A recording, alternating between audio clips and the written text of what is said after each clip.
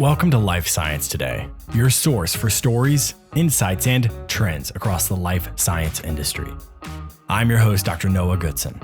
This week, a critical aesthetics approval, site network buy-up, a very normal oncology biotech, and a busy week for one company.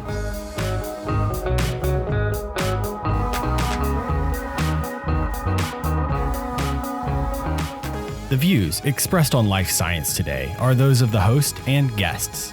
They do not necessarily reflect the opinions of any organizations with which they are affiliated. Revance Therapeutics received FDA approval for their aesthetic injection Daxxify. The treatment, a direct competitor of AbbVie's Botox, is an acetylcholine release inhibitor stabilized with Revance's peptide exchange technology. This is basically a wrinkle reducer. This first FDA approval is for frown lines, but Revance has late-stage studies for other facial lines. You can expect those to roll out across the coming years. But the big news here is that the results last much longer than Botox, from 6 to 9 months. For those looking for aesthetic treatments to reduce wrinkles, Botox currently requires quarterly injections to maintain effect, giving Daxxify a significant edge for convenience. This comes at a critical time for the facial injectables industry as the global market continues to see a 9.1% compound annual growth, with expectations that this continue out into 2030. That takes an estimated $17.4 billion market this year and brings it to $35 billion by 2030. Numbers like this mean leading products like Botox will be big targets, and Revance's Daxxify appears to be the first major contender to emerge in recent years. It's not clear yet what Revance's plans are, with stocks up 40% on the approval. There are a couple of options here. First is that they raise additional capital. Despite increased sales this year, they burned $125 million in the first half of 2022, with just $228 million in the bank. That gives them money into Q2 2023. Taking into account the cost of commercializing a product like Daxxify and the time it will take to capture market share, Revance will absolutely need more capital. That leaves them open to raise money in a less than ideal market. I think it's definitely possible that they'll try and sell off of this approval. They have several things going for them, with a rapidly growing market, demonstrated effective targeting, and approval, on top of an already approved RHA collection of dermal fillers, making them an overall enticing target with likely outsized valuation based on predicted future revenue. The trick here for selling will be the right partner. Remember, a lot of the major pharmaceutical companies are moving out of more consumable products, and the aesthetics market sits somewhere weirdly between pharmaceuticals and consumer health. Of course, AbbVie is likely off the table because even if they wanted Revance, regulators would throw a stifling competition hissy fit. This puts Revance in both an extremely enticing and a potentially fraught position. Revance themselves think Daxxify can be a lot more than just an aesthetic medication, but may have really valuable additional therapeutic targets like cervical dystonia and upper limb spasticity. Whether this proves true or not, it is an indication that they hope to achieve pharma attention, not just generics and consumer health niche market attention. If they don't sell and choose to grow independently, now is the time to raise major capital. I suspect they'll want at least $500 million for commercialization to capture any meaningful share of the market in the next 3 years.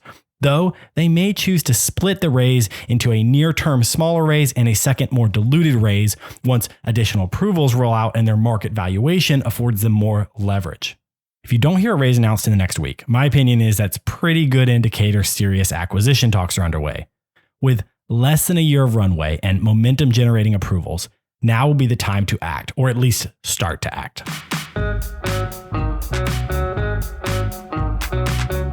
Hey, quick addendum here. After recording, Revance announced a $150 million common stock offering Monday. This is clearly a bridge step with more planned for 2023, once again additional approvals, and that adds to their overall market value.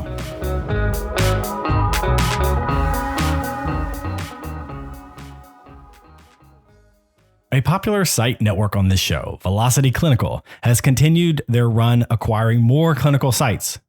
They show up here because they continue to make moves in the site space. The latest is the purchase of MedPharmics, a site network with specific access to racial and ethnically diverse populations. A key need in clinical trial recruitment is the inclusion of more diverse populations, with the FDA putting out draft guidance in April of 2022, flagging their expectations that trial populations accurately reflect the ethnic and racial diversity of the United States. This move by Velocity opens up new sites across the Southeast and Southwest and enables them to promise CROs and sponsors that they can more effectively deliver on certain racial diversity inclusion criteria.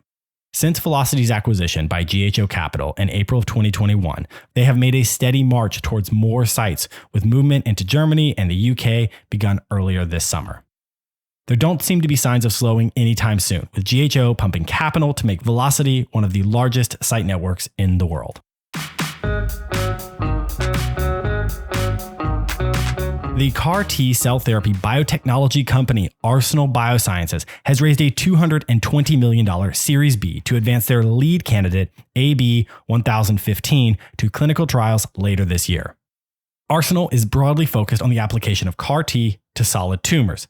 They launched almost 3 years ago with an $85 million Series A and have moved their first candidate forward, announcing key partnerships with Bristol Myers Squibb and supposedly developed some additional candidates in their pipeline, though information on these is pretty sparse on the ground. I think the key observation I want to make here is how very normal the moves by Arsenal have been.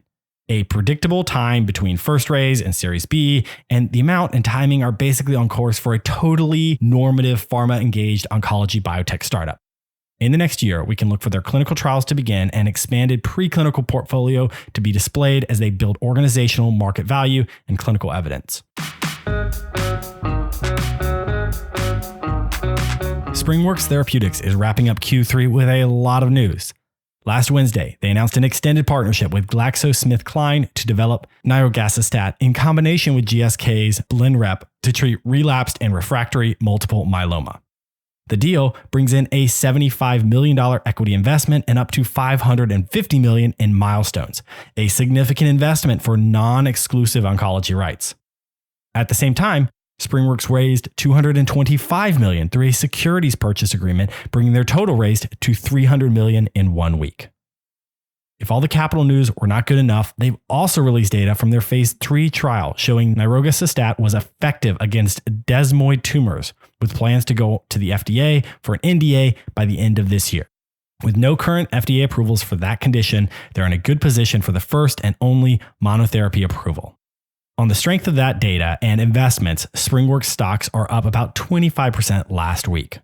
Their range of partnerships are extensive across their pipeline, and these new deals place them in a strong financial and regulatory position, with key partnerships in place for continued long-term success, and I'm pretty sure high fives to mark the end of Q3.